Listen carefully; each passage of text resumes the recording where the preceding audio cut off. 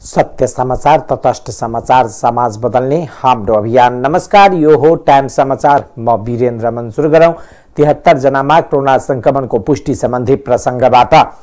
शनिबार पछिल्लो 24 घण्टामा 73 जनामा कोरोना भाइरस संक्रमणको पुष्टि भएको छ। पीसीआर र एन्टिजेन गरेर 5062 जनाको नमुना परीक्षण गर्दा 73 जनामा कोरोना भाइरस संक्रमणको पुष्टि भएको स्वास्थ्य तथा जनसंख्या मन्त्रालयले जनाएको छ।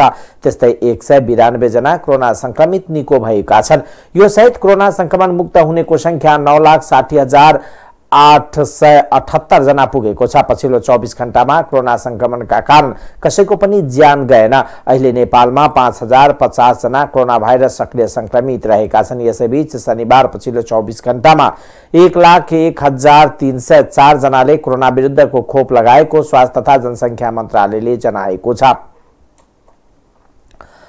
नेपाली कांग्रेस धनुषाको सभापतिमा विमलेन्द्र निधि पक्षका उम्मेदवार योगेन्द्र पजियार निर्वाचित भएका छन्। शुक्रबार भएको दोस्रो चरणको मतदानसम्म संस्थापन पक्षका उम्मेदवार सन्तोष यादवलाई 689 मतान्तरले पराजित गर्दै पजियार जिल्ला सभापति चुनिएका हुन्। दोस्रो चरणको मतदानमा 2814 मत खसेको थियो। योगेन्द्रले 1735 मत पाए भने उनका निकटतम प्रतिद्वन्दी सन्तोषले 1046 मत पाएका छन्।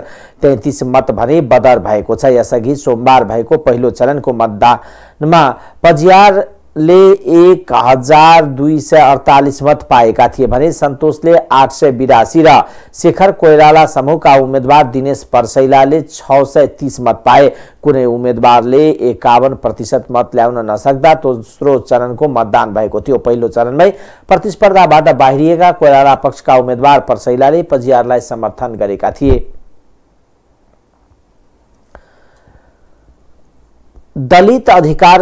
दलित समुदायको अधिकारको साथसाथै उनीहरूको प्रतिनिधित्व बढाउनु पर्नेमा विभिन्न राजनीतिक दलका नेताहरूले जोड दिएका छन्। उनीहरूले दलितहरूलाई अधिकारका साथसाथै आफूलाई सबल बनाउँदै लैजानु पर्ने आवश्यकता रहेको बताउनुभयो। दलित सरोकार मञ्च नेपालले जनकपुरमा आयोजना गरेको स्थानीय तहमा दलित समुदायको समानुपातिक प्रतिनिधित्वका लागि राजनीतिक दलसँग जिल्ला स्तरीय अन्तर्क्रिया कार्यक्रममा राजनीतिक दलका नेताहरूले दलित समुदायलाई राजनीतिक रूपमा प्रतिनिधित्व बढाउन एकमात्र विकल्प आरक्षण रहेको बताएका थिए। एकीकृत समाजवादी पार्टीका जिल्ला अध्यक्ष रामचन्द्र पण्डितले दलित प्रतिनिधित्व बढाउनको लागि आफ्नो पार्टी तयार रहेको बताउनुभयो। उहाँले विगतमा समेत आफ्नो पार्टीले उम्मेदवार बनाएका र आउने दिनमा समेत उम्मेदवार बनाउने बताउनुभयो। उहाँले अधिकारको साथसाथै प्रतिनिधित्व बढाउन आफ्नो पार्टी इमानदार रहेको बताउनुभयो।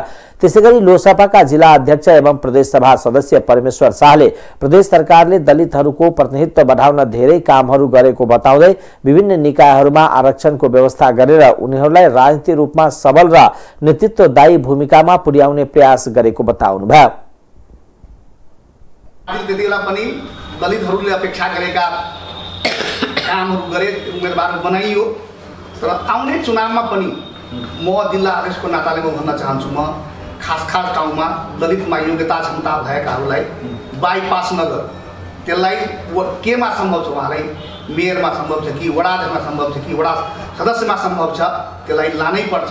र खास गरी नेकपा एकीकृत समाजवादीका जनवर्गीय सङ्गठन नेपाल दलित मुक्ति उत्पीडित समाज छ, त्यसलाई हामी भन्छु तपाईँ कहाँ यो जिल्लामा 169वटा वडा छ, 18वटा गाउँपालिका नगरपालिका पर्छ, कहाँ कहाँ तपाईँ के सुझाव तपाईँ पेश गर्नुहोस्, त्यो अनुसार हामी कति लागू गर्न सकिन्छ हामी लागू गर्न तयार छौँ।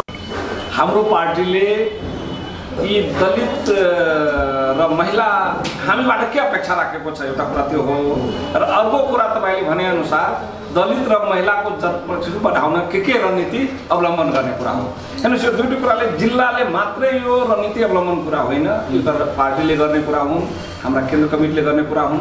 जहाँसम्म जिल्ला अध्यक्षको नाताले मैले भन्नुपर्दा निश्चित रूपमा हामी पहिचानकै लडाइँ लड्दैछौँ। पहिचानको लडाइँ लड्ने मान्छे कहिले पनि अरूको पहिचान मेटाउन चाहँदैन। म तपाईँलाई एक दुईवटा कुरा मात्रै भन्न चाहन्छु। हाम्रो यो मध्य प्रदेशले कानुन बनाएको तपाईँले एकचोटि हेर्नु होला राम्रैसँग।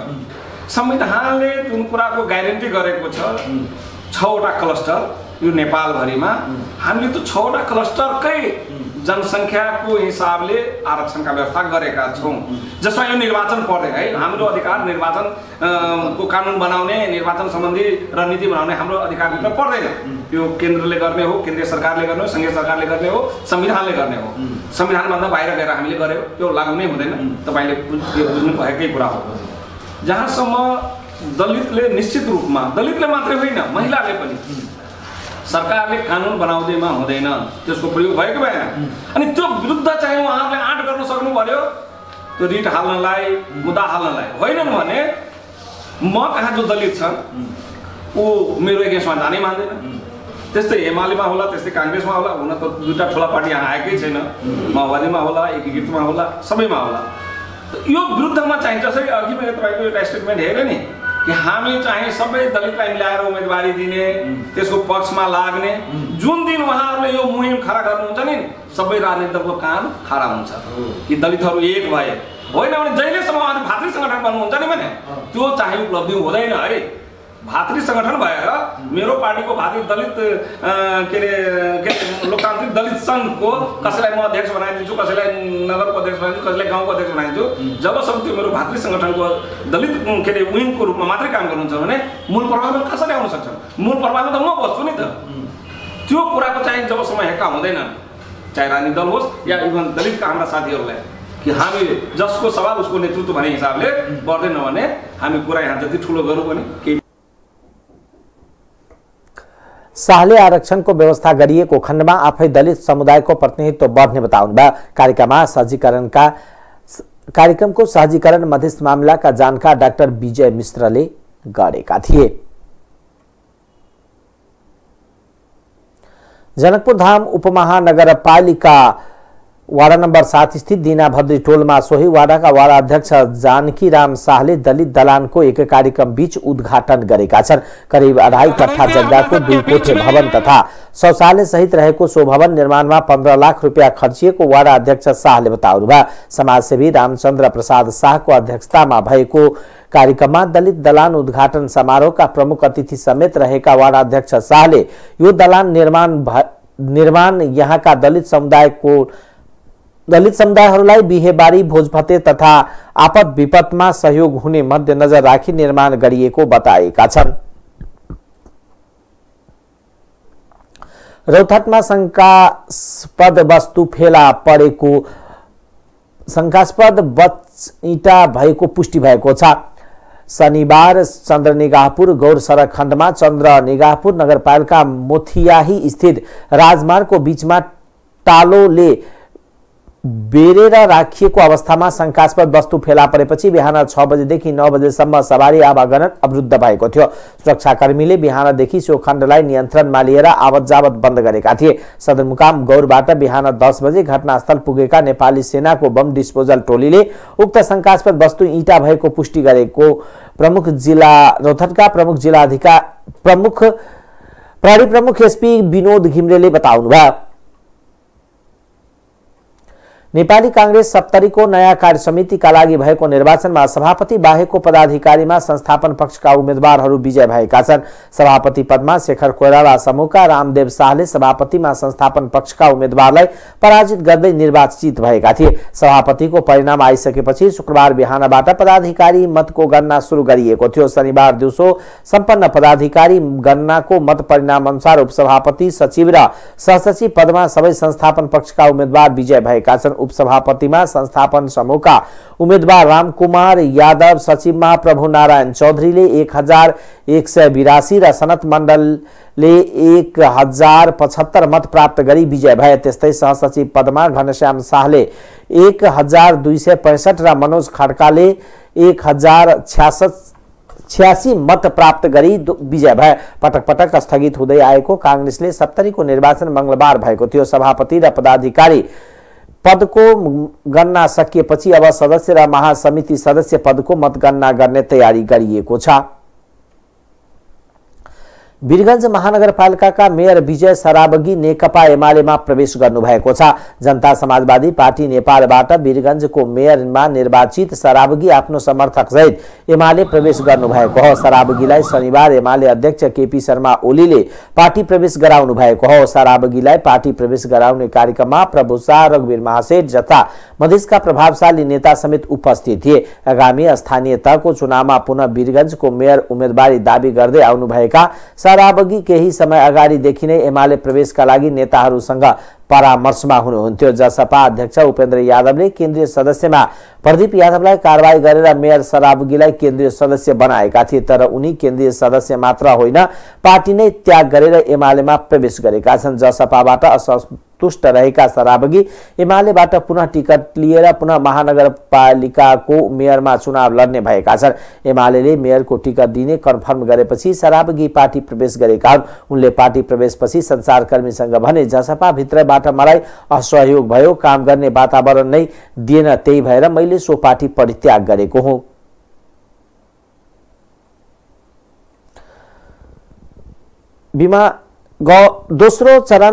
दोस्रो अन्तर्राष्ट्रिय विमानस्थलको रूपमा रहेको गौतम बुद्ध अन्तर्राष्ट्रिय विमानस्थलमा पनि सञ्चालनको तयारीमा रहेको छ। देशको एकमात्र त्रिभुवन अन्तर्राष्ट्रिय विमानस्थलमा निर्माणको 72 वर्षपछि अब दोस्रो अन्तर्राष्ट्रिय विमानस्थलका रूपमा गौतम बुद्ध अन्तर्राष्ट्रिय विमानस्थललाई सञ्चालन गर्ने लागिएको हो।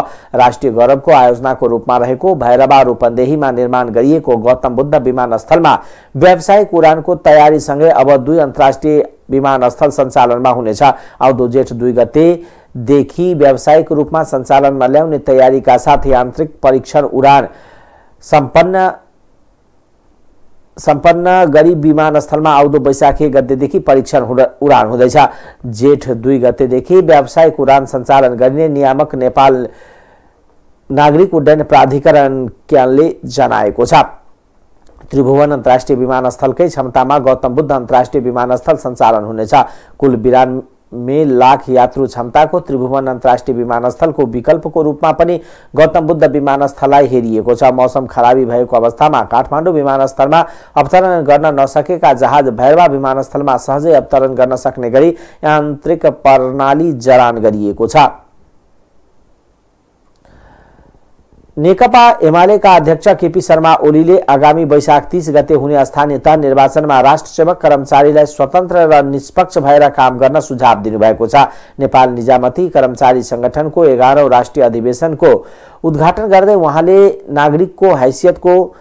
नागरिकको हैसियतले कर्मचारीको निर्वाचनमा स्वतन्त्र र निष्पक्ष भूमिका हुनुपर्नेमा कुनै पार्टी विशेषमा नलाग्न आग्रह गर्नुभयो। राष्ट्र सेवक कर्मचारीले जुनसुकै सरकारलाई असहयोग होइन, साथ र सहयोग पुर्याउनु पर्नेमा सुझाव दिँदै अध्यक्ष ओलीले एमाले प्रतिपक्षमा रहे पनि पार्टी प्रवेशको लहर चलेको बताउनुभयो। आगामी निर्वाचन स्वच्छ र निष्पक्षका साथ सम्पन्न गर्ने दायित्वमा नचुक्न सल्लाह दिँदै उहाँले लोकतन्त्र र ट्रेड युनियन अधिकारका औचित्यपूर्ण मागमा तलमाथि भएको सहयोग र साथ दिने वचन दिनुभयो। पुग्यो भने त्यस्ता मान्छेहरुमा उन्माद चढ्न सक्छ र त्यो उन्मादले देशको हित, जनताको हित, लोकतन्त्र, लोकतान्त्रिक प्रणाली, त्यसको रक्षा, संविधानको रक्षा, त्यसको सही कार्यान्वयन पट्टी वास्ता गर्दैन। मै सबको छु, मै शक्तिशाली छु भन्ने ठान्छ। त्यसरी ठानेर उसले अहंकार देखाउँछ। कहिले कहिले तपाईहरुले यसो टेलिभिजनमा हेर्दा त्यो अचम्म लाग्दैन? कहिले कहिले मन्त्रीका भाषण लामो नभएको चिम्पान्जी त्यो जब एकदम जवान हुन्छ अनि त्यसमा बलको उन्माद हुन्छ, बलको उन्माद भएपछि त्यसले छाती ड्याम ड्याम ड्याम ड्याम ड्याम ड्याम आफै पिट्छ। उसले चाहिँ कुस्ती खेल्ने जोडी खोजेको अनि अर्को कुस्ती खेल्ने त्यसै गरी छाती पिट्ने भेटायो भने भिड्छन् को बलियो भनेर। कहिले कहिले म हाम्रा माननीय मन्त्रीज्यूहरूलाई त्यस्तै त्यस्तै देख्छु। ड्याम ड्याम सरकार बनेकाहरूले के गर्छ? त्यसै कारण हामी भन्छौँ जनतामा जानुपर्छ। प्रहरीले साथ दिनु पर्दैन एमालेलाई, निष्पक्ष भएर काम गरे हुन्छ। निर्वाचन आयोगले साथ दिनु पर्दैन एमालेलाई, एमाले काफी छ। एक सिस्टम विरोधी सोच हो, लोकतन्त्र विरोधी सोच हो, तानाशाहीको अर्को रूप हो त्यो, जुन नेपाली कांग्रेसका नेताहरूको मुखबाट त्यो रेकर्ड अहिलेसम्म पनि छ। त्यसकारण नेपाली कांग्रेसका नेताहरूले सुनुन्, आज म अपोजिसन लिडरको हैसियतले भन्दैछु, तपाईँ कर्मचारी साथीहरूलाई भन्दैछु, तपाईहरुले गभर्नमेन्टलाई असहयोग गर्न मिल्दैन, गभर्नमेन्टलाई सहयोग गर्नुस्। लाको पनि अलिकति सानोतिनो भए पनि जरा हुन्छ। यसको त जरा न फरा 5 जनाले नियुक्त गरे सरकारले, जरा न फराको सरकारले केही पनि छैन रे। टपक्क टिपिदिने हो भने बालुवामा लगेर राखेको नकली मुला यसो एकछिन बालुवामा राखे जस्तो हो यो। फुत्त तान्दाखेरि जरोसरो केही पनि छैन, हल्लाउनु पनि पर्दैन, पुग्लुकै आउँछ। अध्यक्षहरू सहित यति हजार मान्छे एमाले प्रवेश भन्ने खबर आइरहन्छन्। पालिका अध्यक्ष उपाध्यक्ष समेत का यति मान्छे एमाले प्रवेश भन्ने आइरहन्छन्। हामी अपोजिसनमा छौँ। अपोजिसनले के दिन्छ? जागिर दिन्छ। अपोजिसनले पोलिटिकल एपोइन्टमेन्ट दिन्छ। अपोजिसनले एम्बेसडर बनाउँछ, जिएम बनाउँछ। अपोजिसनले केही गर्छ, अपोजिसनले केही गर्दैन। तर देश बनाउने त यही पार्टी हो नि, देर सबेर युएमएल नै हो। अब कुनै पनि ठाउँ हिजोको जस्तै परिणाममा, एमालेको सन्दर्भमा हिजोको जस्तो परिणामको कसैले कल्पना नगरे हुन्छ। एमालेले स्विप आउट गर्दैछ।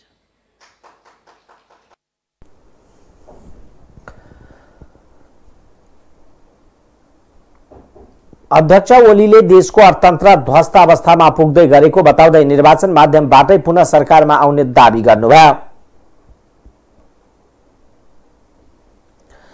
नेकपा माओवादी केन्द्रका अध्यक्ष पुष्पकमल दाहाल प्रचण्डले आफ्नो पार्टी र आफूले देशका लागि सङ्घर्ष गर्दा डरलाग्दो धम्की झेलेको बताउनु भएको छ। शनिबार नुवाकोटको बिदुरमा आयोजित स्वर्गीय नेता पुष्ट बहादुर बोगटीको शालिका अनावरणमा समारोहलाई सम्बोधन गर्दै प्रचण्डले यस्तो बताउनु भएको हो।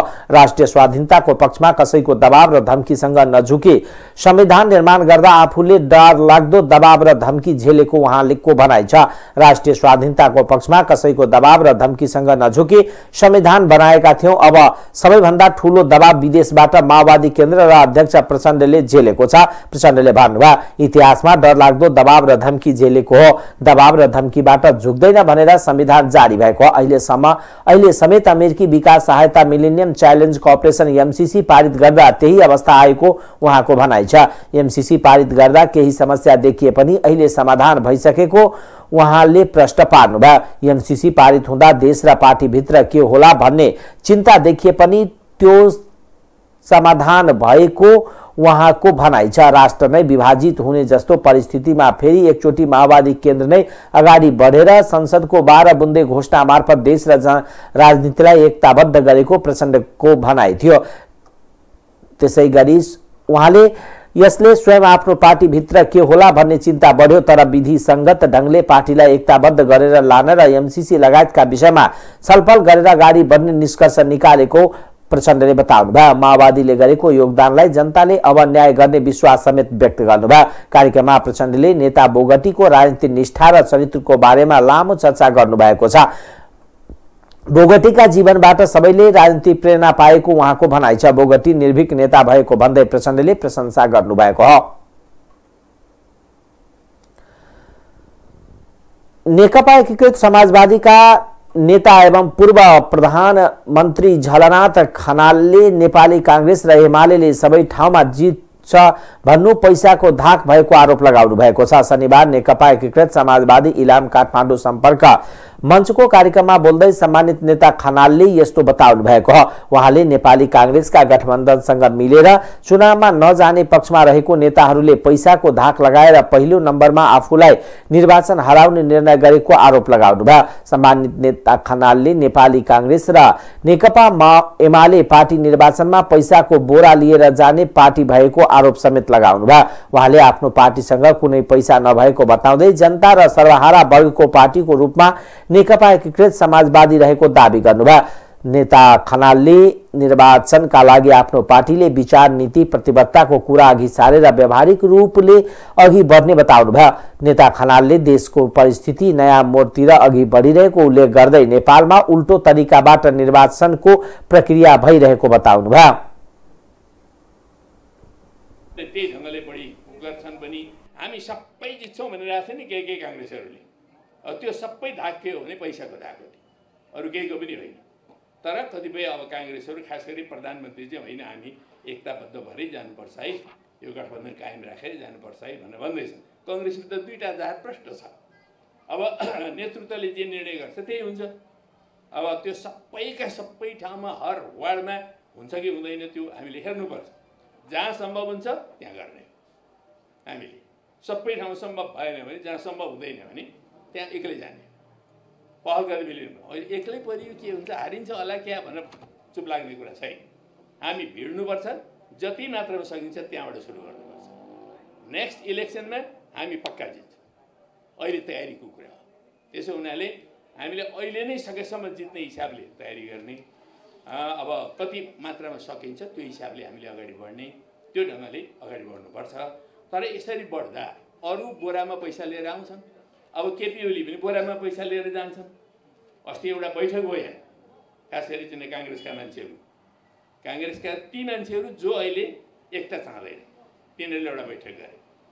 त्यो बैठकमा विभिन्न को मान्छेलाई हराउने भन्दा नम्बर 1 मा झलनाथ खनाल पर्यो, हराउने नम्बर 1।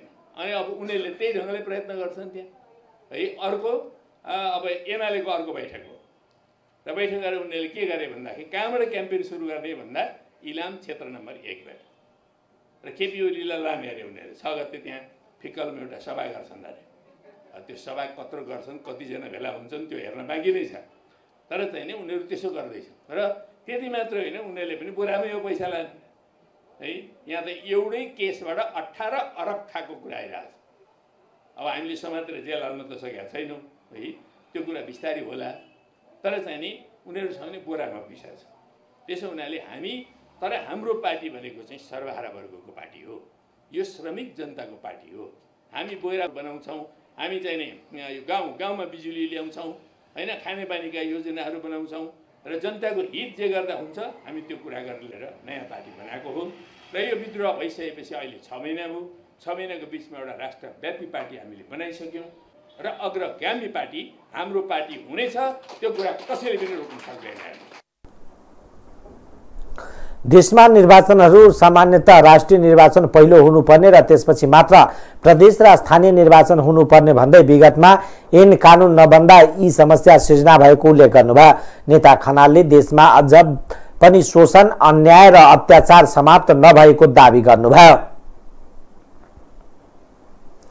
संस्कृति, पर्यटन तथा नागरिक उड्डयन मन्त्री प्रेम बहादुर आलेले आगामी स्थानीय तहको निर्वाचनमा नेपाल कम्युनिस्ट पार्टी एकीकृत समाजवादी एक्लै चुनाव लड्न तयार रहेको बताउनु भएको छ। शनिबार धनगढी विमानस्थलमा आयोजित पत्रकार सम्मेलनमा उहाँले चुनावमा गठबन्धन भए पनि नभए पनि आफ्नो पार्टी एक्लै चुनाव लड्न तयार रहेको बताउनुभयो। गठबन्धन आजको आवश्यकता भएको उल्लेख गर्दै उहाँले आगामी 3वटै तहको निर्वाचनमा गठबन्धन गरेर जान सकिने बाटो खुल्ला गरेको बताउनुभयो। मन्त्री आलेले स्थानीय तहको निर्वाचनका लागि आफ्नो पार्टी तयारीमा जुटिसकेको पनि बताउनुभयो।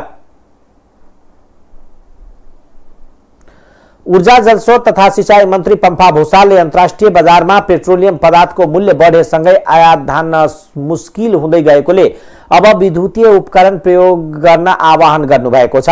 ललितपुरमा आयोजित एक कार्यक्रममा उहाँले विगतको तुलनामा विद्युत सस्तो भएको र खाना पकाउन ग्यास सहित पेट्रोलियम पदार्थको मूल्य निरन्तर बढेकोले आफ्नो देशको कच्चा पदार्थबाट उत्पादित ऊर्जा प्रयोग गर्न आग्रह गर्नुभएको हो। हाल 1 सिलिन्डर ग्यासको मूल्य 1500 भन्दा बढी भएको छ। त्यसको मूल्य निरन्तर बढ्दै जानेछ। त्यसैगरी पेट्रोल र डिजलको मूल्य पनि बढ्दै गएको छ। 1 लिटर पेट्रोलको मूल्य 150 रुपियाँ तथा 1 लिटर डिजलको मूल्य 130 रुपियाँ भन्दा बढी पुगेको र आगामी दिनमा तिनको मूल्य निरन्तर बढ्ने भएकोले पनि विद्युत साधन प्रयोग गरेर जीवनलाई सहज बनाउनु पर्ने उहाँको जोड थियो। ठूलो शहरमा भाडामा बसेर आफ्ना पेशा तथा व्यवसाय गर्नेले पनि अब सजिलै विद्युतीय चुल्हा प्रयोग गर्न सकिने बताउँदै उहाँले आवश्यक क्षमताको छिट्टै मिटर लिएर विद्युत उपकरण प्रयोग गर्न सकिने प्रश्न पार्नुभयो। विद्युत उपकरण प्रयोग गर्दा देशको आर्थिक क्षेत्रमा पनि महत्त्वपूर्ण सहयोग पुग्ने उल्लेख गर्दै मन्त्री भूषालले देशमा विदेशी मुद्राको सिन्चितीलाई सन्तुलित राख्न र जलविद्युतको भरपूर उपयोग गरेर देशको आर्थिक अवस्था उकास्नका लागि सहयोग गर्न आग्रह गर्नुभयो। आगामी आर्थिक वर्षदेखि कृषिका लागि आवश्यक पर्ने विद्युत निशुल्क उपलब्ध गराउने प्रतिबद्धता व्यक्त गर्दै उहाँले कृषिमा आत्मनिर्भर बनाउन सबै क्षेत्रमा सिँचाइको सुविधा पुर्याउन आफूले विशेष पहल गरेको र कृषकलाई अधिकतम फाइदा पुग्ने गरी ऊर्जाको सुनिश्चितता गर्ने वचन पनि दिनुभयो। जनता समाजवादी पार्टी जसपाको संघीय परिषदको एक दिवसीय बैठक राजधानीमा जारी छ। जसपाको संघीय परिषदको अध्यक्ष डाक्टर बाबुराम भट्टराईको अध्यक्षतामा भइरहेको बैठकमा उहाँले प्रस्तुत गर्नुभएको राजनीतिक प्रतिवेदन उपर छलफल भएको छ। जसपाको केन्द्रीय कमिटी बैठक आइतबारदेखि सुरु हुँदैछ। केन्द्रीय समितिको बैठक अघि परिषदको बैठक बसेको हो। प्रतिवेदनमा जसपा र अरू पार्टी बीचको अन्तर र जसपाको अबको कार्यदिशा के हुने लगायतका कुरा समेटिएको छ। दस्तावेजमाथि सामूहिक छलफल हुने जसपाले जनाएको छ। विक्रम सम्वत 2077 वैशाख 10 गते समाजवादी पार्टी र राष्ट्रिय जनता पार्टी एकता भएर जसपा बनेपछि पार्टीको पहिलो संघीय परिषद बैठक हो। विभिन्न विषय समेटिएको 32 पृष्ठको प्रतिवेदनमा राजनीतिक शक्तिको विश्लेषणका रूपमा नेपाली कांग्रेस, नेपाल कम्युनिस्ट पार्टीका घटकहरू, राष्ट्रिय प्रजातन्त्र पार्टी र लोकतान्त्रिक समाजवादी पार्टी बारे धारणा समेटिएको छ। प्रतिवेदनमा अध्यक्ष भट्टराईले कांग्रेस वैचारिक दृष्टिकोणले उदारवादी, पुँजीवादी, संसदीय लोकतान्त्रिक धारको नेतृत्व गर्ने पार्टीको रूपमा चित्रित गर्नुभएको छ। कांग्रेसले प्रजातान्त्रिक समाजवादको नारा लिएर पनि उसको व्यावहारिक अभ्यास गर्न नसकेको आरोप प्रतिवेदनमा लगाइएको छ। त्यस्तै नेपालमा धेरै कम्युनिस्ट समूह भएको र नेकपा एमाले, नेकपा माओवादी केन्द्र र नेकपा एकीकृत समाजवादी, राष्ट्रिय जनमोर्चा, नेपाल मजदुर किसान पार्टी लगायतका घटकहरू जसपाको दृष्टिकोणमा एउटै पेन्सिलका फरक फरक टुक्रा मात्र भएको प्रतिवेदनमा भट्टराईले उल्लेख गर्नुभएको छ। कांग्रेस र कम्युनिस्टको ब्रान्ड नाम बाहेक कांग्रेस र एमाले नीतिमा भिन्नता नभएको टिप्पणी गर्नुभएको भट्टराईले उत्पीडित राष्ट्रियताहरूको पहिचान र अधिकार मुक्ति, शासकीय स्वरूप र निर्वाचन प्रणाली परिवर्तनको प्रश्नमा माओवादी केन्द्र, कांग्रेस र एमाले भन्दा थोरै लचिलो र उदार देखिएको प्रतिवेदनमा उल्लेख गरिएको छ। अध्यक्ष भट्टराईले एकीकृत समाजवादीको एजेन्डा अझ प्रष्ट भइ नसकेको र राप्रपा सानो शक्ति भए पनि विचारले सबभन्दा दक्षिणपन्थी, प्रतिक्रियावादी र पश्चगामी दल भएको टिप्पणी गर्नुभएको हो। अभियानलाई सुव्यवस्थित रूपमा सञ्चालन गर्न सुझ अभियान निर्देशिका जारी गरिएको थियो। साथै वरिष्ठ नेता 80 समायोजन सम्बन्धी काम, 3 संगठन निर्माणको काम, 4 निर्वाचनको तयारी सम्बन्धी काम, 5 पार्टी एकता र संयुक्त मोर्चा मिनी प्रदेश र कर्णाली प्रदेशमा समायोजन सम्पन्न भएको छ। समायोजन भएका कतिपय प्रदेशमा समायोजन सम्बन्धी समितिहरूमा लिम्बुवान, किराँत र मगराज समितिको समायोजन सम्पन्न भएको छ। 77 वटा मोर्चा वितरण भएको छ। अभियानका क्रममा मन्त्री मशान्तसम्म स्थानीय तहसम्मको गठन पुनर्गठन गर्ने समेत लक्ष्य राखिएको छ। सोचे जति उपलब्धि हासिल गर्न नसके पनि यस अभियानले पार्टी कमिटीलाई गतिशील विशाल एजेन्डा र उद्देश्य पार्टीको साध्य हो भने संगठन त्यसलाई प्राप्त गर्ने साध्य उच्च प्राथमिकता हुन्छ र हुनुपर्दछ। तर पार्टीको उद्देश्य तथा सङ्घर्षको तरिकाको ढाँचा, नेतृत्व प्रणाली र कार्यशैली स्थापित गर्न सकियो भने मात्र पार्टी उद्देश्य सही हुनुपर्छ।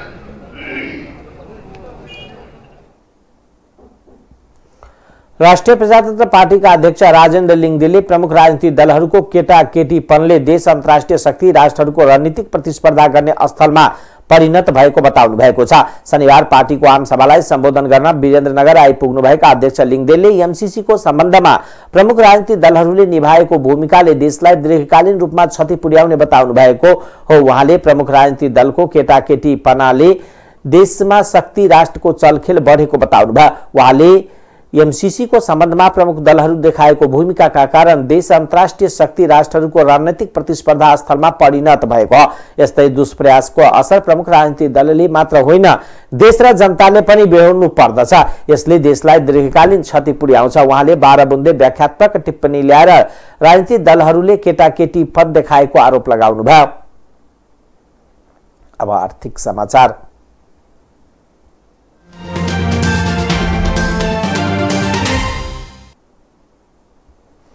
सरकारले केराउ, सुपारी, झोकडा, मरिच आयात खुल्ला गरेको छ। उद्योग वाणिज्य तथा आपूर्ति मन्त्रालयले 2076 चैतदेखि प्रतिबन्धित उक्त वस्तुहरूको आयात बिहिबार राजपत्रमा सूचना प्रकाशित गर्दै खुल्ला गरेको बताएको छ। अब उद्योगीले औद्योगिक प्रयोजनका लागि उद्योग विभागको सिफारिसमा उक्त वस्तुको आयात गर्न पाउने भएका छन्। केराउ, सुपारी, झोकडा र मरिच औद्योगिक प्रयोजनका लागि उद्योग विभागको सिफारिसमा सम्बन्धित उद्योगले आफै आयात गर्न सक्ने व्यवस्था गरी वाणिज्य, आपूर्ति तथा उपभोक्ता संरक्षण विभागले चालू आर्थिक वर्ष 78-79 को लागि आयात अनुमति प्रदान गर्न स्वीकृति दिने गरी सरकारले निर्णय गरेको यो सूचना प्रकाशित गरिएको छ। बिहिबार प्रकाशित राजपत्रमा उल्लेख गरिएको छ। यसअघि सरकारले 2076 चैतमा उक्त वस्तुहरूको आयातमा रोक लगाएको थियो। चालू आर्थिक वर्ष 78-79 को 7 महिनामा अर्थतन्त्रका अधिकांश सूचकहरू नकारात्मक देखिएका छन्। नेपाल राष्ट्र बैंकले सार्वजनिक गरेको पछिल्लो 7 महिनाको आर्थिक तथा वित्तीय स्थिति सम्बन्धी प्रतिवेदन अनुसार अर्थतन्त्रका महत्त्वपूर्ण सूचकहरू नकारात्मक दिशातर्फ लम्किएका हुन्। चालू आर्थिक वर्षको 7 महिनामा 11 खर्ब 47 अर्ब रुपियाँको वस्तु आयात भएको छ।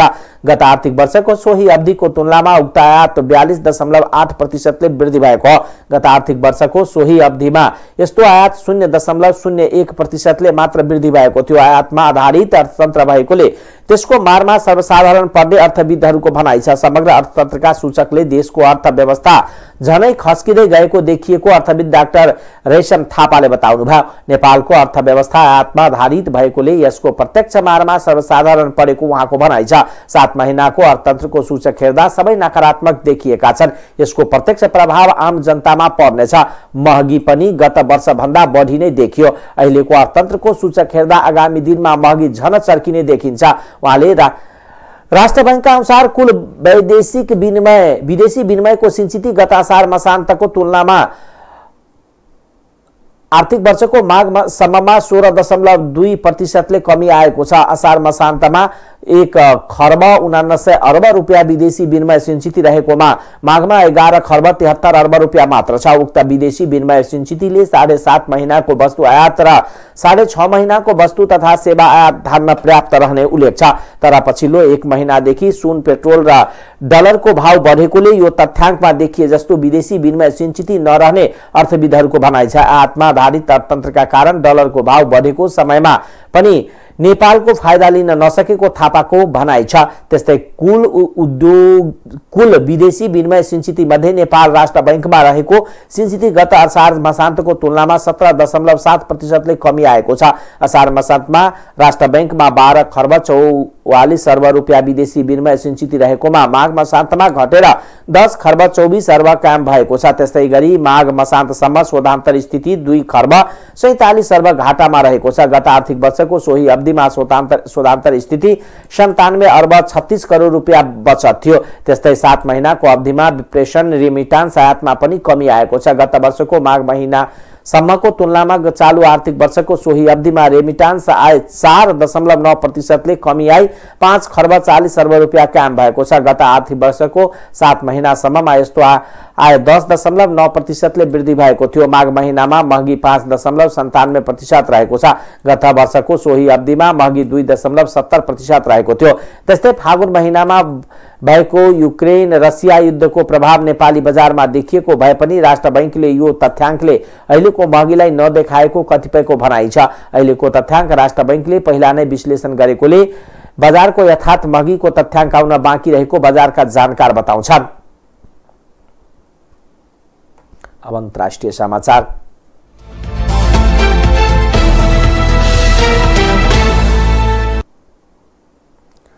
भारतको दिल्लीमा भीषण आगलागी हुँदा 7 जनाको ज्यान गएको छ। दिल्लीको गोकुलपुरीमा गैराती आग लागेको आगोमा परेर 7 जनाको ज्यान गएको प्रहरीले जनाएको छ। गैराती आगो लाग्न साथ नियन्त्रणका लागि प्रयास भएको दिल्ली प्रहरीले जनाएको छ। दिल्लीका मुख्यमन्त्री अरविन्द केजरीवालले घटनास्थलको अवलोकन गरेको भारतीय सञ्चार माध्यमले जनाएका छन्। अमेरिकी राष्ट्रपति जो बाइडेनले रूस र नेटो सेना बीचको सिधै युद्ध भए तेस्रो विश्वयुद्ध सुरु हुने निश्चित रहेको बताउनु भएको छ। उहाँले तेस्रो विश्वयुद्ध हुन नदिनका लागि पनि आफू संयमित रहेको बताउनु भयो। उहाँले उत्तर एटलान्टिक सन्धि संगठन नेटोका सदस्य देशले युक्रेन र रूस बीच भइरहेको युद्धलाई संयमित भएर रोक्न प्रयास गर्ने पनि बताएको बीबीसीले जनाएको छ। बाइडेनले रूसले युक्रेनमाथि आक्रमण बढाउँदै लगे अमेरिका सहित पश्चिमा देशले रूसमाथि आर्थिक प्रतिबन्ध लगाउँदै जाने र एक दिन रूस एक्लै हुने पनि बताउनु भएको छ। रूसले नेटो देशलाई विभाजन गर्न खोजेको समेत राष्ट्रपति बाइडेनको आरोप छ। यसैबीच रूसले सामाजिक सञ्जाल बन्द गर्ने चेतावनी दिएको छ। आफू विरुद्ध हिंसा भड्काउने सामग्रीहरू निरन्तर प्रकाशित हुन थालेको भन्दै रूसको राष्ट्रपति कार्यालयले फेसबुक र इन्स्टाग्रामलाई बन्द गरिदिने चेतावनी दिएको हो। अब खेलकुद समाचार।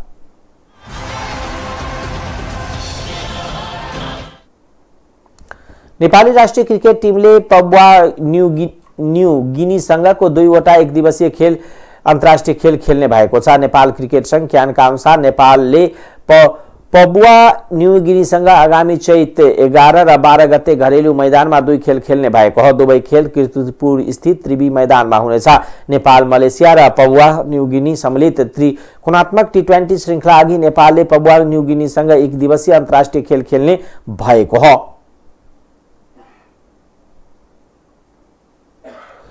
नेपाली अलराउन्डर दिपेन्द्र सिंह एरी अन्तर्राष्ट्रिय क्रिकेट परिषद आईसीसीले प्रदान गर्ने फेब्रुअरी महिनाको उत्कृष्ट खेलाडी मनोनयनमा परेका छन्। एरीसँग युएका भृत्या अरविन्द र भारतका श्रेयास आयरलाई मनोनयनमा राखिएको छ। फेब्रुअरी महिनामा गरेको प्रदर्शनका आधारमा उत्कृष्ट 3 जनालाई छनौट गरी दर्शकको मतका आधारमा विजेता घोषणा गरिनेछ। आईसीसी मातहतको एउटा स्वतन्त्र आईसीसी भोटिङ एकाडेमी र विश्वभरका समर्थकले सामाजिक सञ्जाल मार्फत गरेको मतलाई आधार मानिनेछ। दिपेन्द्रले फेब्रुअरी महिनामा ओमानमा 2 प्रतियोगिता खेले। नेपाल सहित ओमान, आयरल्यान्ड, युए सम्मिलित 4 दिवसीय श्रृङ्खला र टी20 विश्वकप छनौटमा दिपेन्द्रले नेपालका लागि महत्त्वपूर्ण प्रदर्शन गरेका थिए। टाइम्स समाचार अहिलेको लागि यति नै। हेर्दै गर्नुहोला टाइम्स टेलिभिजन। नमस्कार।